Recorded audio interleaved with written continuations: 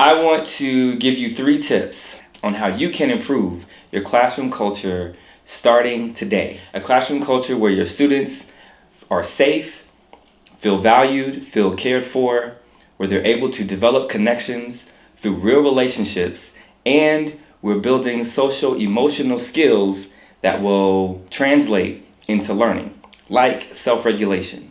And self-regulation is when a student continuously monitors their progress toward a goal. They are then able to evaluate the outcome, and they're able to redirect unsuccessful efforts. So let's get started. Enter epic music. Self-care. 1. We have all been through a pandemic that has changed us all. We see it within ourselves, but we also see it within our students. We see it in their learning, we see it in their emotional responses, we see it in their focus and attention.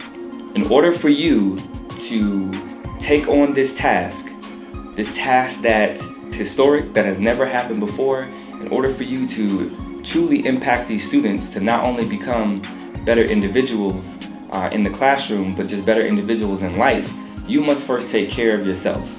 You have to put the mask on first.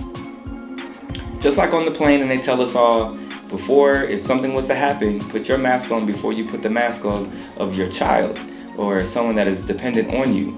And that goes against our instinct, that goes against what we want to do. We are all selfless in this educational process. But if we don't do that and we become incapacitated, then we're not able to help our dependents. So we must put the mask on first. You have to take care of you. You are not a limitless resource. Your energy, your time, and attention has its limits. You must be able to recharge so that you might help your scholars, your students, to become successful in the classroom and in life. The second thing, only fuel the actions and behaviors that are going to amplify your success. We must avoid the traps that pull our attention, the traps that pull our time, the traps that pull our energy. If it is not something that we want to see more of, then we must be very protective of our time, our energy, and our focus. When we have the student that has the attention-seeking behavior, and I'm not talking about the totally disruptive student that is dangerous and might need to be removed from the classroom, but I'm talking about attention-seeking student that just goes back and forth, or is able to push the buttons, or able to get you off task or off topic. If we start to give that fuel, then we start to say this is the behaviors that we want more and more of. What we must do is extinguish that behavior by giving it no time, no energy, no attention. I know, it's easier said than done, but if you have the appropriate procedures in place, if you have the appropriate rules in place, if you have the appropriate focus in place, then that makes it a lot easier. The second thing is the quiet classroom. Quiet kids can fail too. And just because kids are quiet doesn't mean that they're learning. So if your content requires that the kids raise their hand and ask questions or challenge themselves or take risk, then you have to reinforce those behaviors. And that's where you start to put your rituals and your celebrations in place. That's when you start to focus on those things or highlight those things that you see in your classroom with your students, so that they know that this is what we should do more of, and the things that we don't hear about are the things that we should do less of. So again, fuel only the actions and behaviors that are going to amplify the results in your classroom. The third thing, and one that is also equally important, is intentionality. You must be very, very intentional about building classroom structure that is going to amplify your success. And that intentionality can look a lot of different ways. There's no one way to build a highly successful classroom culture, but there is a formula. And the formula is investing and being intentional about these 5 elements. The first one is common language. Common language is to take your goals, break them down into skills, and then connect those skills to the skills of your student's goal. The second one is the why. We know our why we showed up throughout a pandemic, why we kept coming, why we are still, bringing our best selves, even though it has been hard. We have faced burnout, even though we're unappreciated, underpaid. We know our why, but do we know each of our students' why? And if we take the time to know each of our students' why, then we can connect our why to their why and then create a community of our why. So our why is we can all help each other get to all of our goals. And that is the why. The second thing is buy-in, stay-in. Buy-in is them buying into the work that's going to get the results that we're looking for.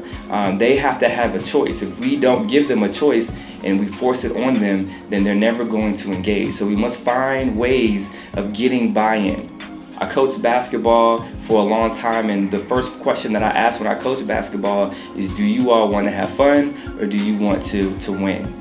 Easy question. Most of them wanted to win. So now when I applied hard work, I would always go back to their choice of, you all said that you wanted to win. This is what it takes to win. Stay in is when it gets difficult and it gets challenging. How do we continue to show them their mastery, to show them that they're building skills so that they start to feel more confident and they want to find more and more ways to dive into and to challenge themselves.